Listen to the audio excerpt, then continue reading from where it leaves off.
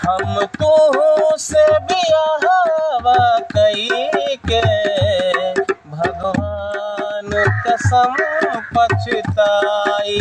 हाँ, हम तो से बियाहवा कई के भगवान कसम पछताई।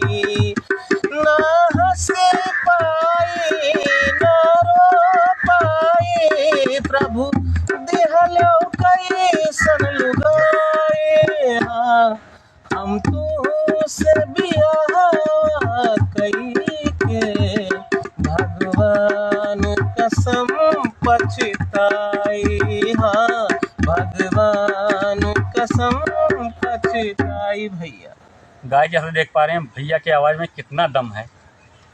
तो भैया ज़्यादा से ज़्यादा लाइक कमेंट शेयर कीजिए और सपोर्ट कीजिए। और भैया जी से आए थे मिलने सिद्धार्थ नगर से चलकर। भैया इतना ट्रेंडिंग चल रहे हैं कि सिद्धार्थ नगर से चलकर भैया से मिलने चले आए हैं भैया जी के गांव पर।